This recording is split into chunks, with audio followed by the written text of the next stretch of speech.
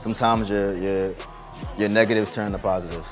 That's why life sucks. It's the Kid Powers Pleasant, and we at the Novo in Los Angeles.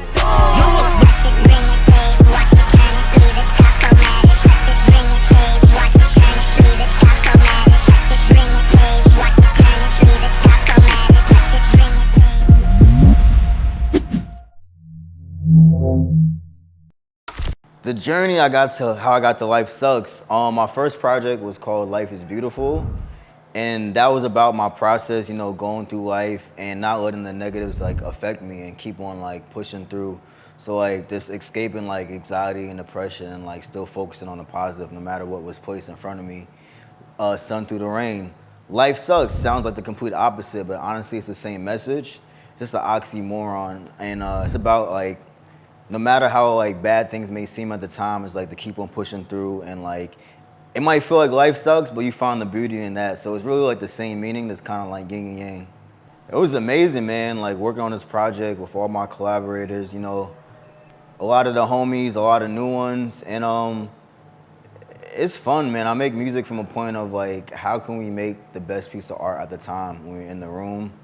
And I never have like a goal like, oh, I want this to sound like this, or I want it to be like this type of song. I'm just going off of vibes. Like I usually start with like a sample or a melody and I work with that. But my biggest thing is I want to get the artist like hooked. So I want to play something that like gets their gears like turning in their head and they can write to super easy. And I want the music to kind of like write itself. But working with all these different artists, some of the songs I was like specifically wanting for my project, and I'm like, oh, I got a verse from Denzel, let me put Meech on it or whatever. But other songs are songs that were supposed to be on the artist project, but they never like kind of made it. And that kind of was the start of my career. As a producer, we have all of these songs that are kind of just in a free space that like never quite find a home, and like a lot of them are fucking awesome. So I was like, I want to like be the vessel to like put out all these songs that I had that are just collecting dust on my hard drive and like put them out to the world. And that's how I started with Life is Beautiful, Life Sucks, and whatever else I continue to do. When I first started making this project, it was actually called Life is Beautiful 2. And I was signed to a label, it got sold to another label, it got sold to another label, and then I was kind of just left in free fall. So I kind of like scrapped half of those songs, but like on the good side, like I met all these other amazing artists and I made like so many other new songs. So like that's another like life sucks situation. Like I can't drop music right now, but I'm gonna keep on creating, and like it made me to like make an even better album. So like it was a good thing overall. So when I was making this song, Smoke, we was working on Ferg's album. He invited Armani to the studio. We made like, I think 3 or 4 songs that day, and like it was honestly a battle between these 2 songs of like which one would make the album because they both were so fire. Him and Armani have like so much chemistry, it's amazing. But he was recording to another beat that I had, and I knew I had like 15 minutes, and I didn't play to him like all the clip, all the beats I thought it could fit him at the time. And I'm like, shit, so I'm going through my email, I found this loop from Swam Having, I'm like, oh, this got mad energy, this is perfect. So I'm literally making the beat in my headphones as he's recording the song. And then, I mean, hey, the beat kind of made itself through like the Jersey club part in there, you know, turn it up, make it a little different, had like the gospel kind of jazzy intro on some like Kanye shit. I was just trying to blend like all these different worlds together. And I think Ferg comes out the booth and he hears like the beat like through the headphones, like, yo, what's that? That shit fire. He's like, you just made that? I'm like, yeah, and like loaded it up, and the rest was history. He goes in. He don't write, and like Ferg is like, he's so talented, and like, is like, he's also so down to earth, so he'll just be like talking to you about random shit, about life, and like, he's very like personal type of person. And then the beat come on, he just starts like flowing and rapping, he turns into this character, and like, it's just like, it's effortless, like it's like his bread and butter, it's amazing.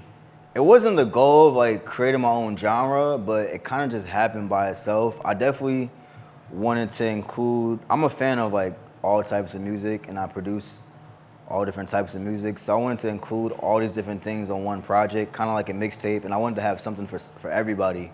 But nah, I didn't purposely aim to do that, it's kind of just how it happened. I mean, Joe's my brother, if you know, you know, Per Air. We started that shit together back in the day, but I mean, we're constantly working. At the time I was living in LA, he was in New York, I was just sending him beats, and like, we'd be on FaceTime. He gave me like one of those Joey like speeches, like put the battery in my back, like amp me up, like he's super good at that shit. And I was just on like high energy, but kind of making it organic. So we actually made Revenge that same day too. I was just sending him beats, literally just like cooking up, sending him like fresh off the pot to him, and he just like sent that shit back, and it was like a 80 bar verse. He was just rapping. I'm like, God damn, this is fucking crazy. And I kind of just chopped it up and made it into the song that we have today. The flamethrower, shout out David, that was a director's idea. And like, I was reading the treatments for the video, going through different treatments, and like, I seen the flamethrower and I was like, that one, I stopped reading it right there. I mean, shout out to Austin. He was just following me around with a camera for like the last few years, and like, he was just catching the life that I was living, man. I don't know, we got a lot of great moments in there, and like, I think it's kind of dope to show people kind of like a BTS of like how this shit gets made. And like, I've been kind of quiet off of social medias like during that time because I was just cooking up all these different things, and like, I'm excited to finally like show it to the world. But like, as a kid, I was always watching like the Wiz Khalifa like day-to-days, or like the interviews of like Pharrell in the studio, Kanye West, good music in the studio. Like, I always loved that shit, so I wanted to bring the same vibe. It's Lil Mosh Pit, he be going crazy. It's just like a little nickname I had because I was just turning up on stage. Like, I've never really seen, honestly, I was inspired by Steve Aoki. He was like an EDM DJ, and he was like throwing cakes in people's face and like going in front of the DJ booth and just turning up, and like, I just wanted to bring that same energy to hip hop. So that was the birth of Little Mosh Pit. Shit, back then, 10 years ago, it was $1 in a dream. I was still trying to figure it out. I think I was on tour with Joey Badass at the time, and I was like DJing, opening up, and I went to like a thrift store, and they had like this APC controller, which is like a launch pad for like Ableton, so I brought that shit. And I always remember Kanye West doing like Runaway on like the MPC with like the stand and shit. I always thought that shit was so fire.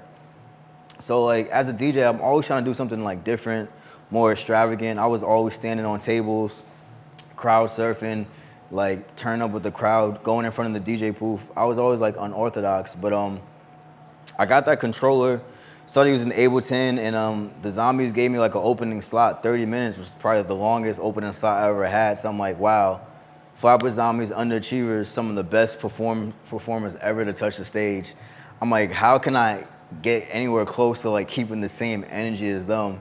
So I had like this little strobe light, I had like this smoke machine. Like, I was always like, I was a one-man shop, but I started DJing there, and like the Clockwork Indigo set, my Clockwork Live set was like one of my first DJ sets to blow up on SoundCloud, and was honestly the start of my DJ career. And like, that really put the battery in my back to let me know that I could actually like be a DJ and like do this shit like as a solo artist. So shout out to the Flatbush Zombies and the Underachievers for giving me the opportunity to like be on that tour. Like, it honestly changed my life. Randomly going to that thrift store and finding that like APC was just like a random moment that like just helped quantify and bring what I wanted to do to life. But like, definitely, I don't know where I would be if I hadn't like, this one meeting, it's so crazy. I was supposed to go to, I wanted to go to LaGuardia High School. I was an amazing drummer. I didn't get in. I remember one of my homies that claimed to be not as good as me got in. They couldn't understand why I didn't get into the school. So I went to Merle, which is like my B-list school. Amazing school, but it wasn't my number one. But eventually I met Steez and Joey and all the pros. But like, if I would have gotten to LaGuardia, who knows where I would be right now. So everything happens for a reason. Sometimes your negatives turn to positives. That's why life sucks. This is Powers Pleasant, and you're watching Deathless Entertainment. You dig?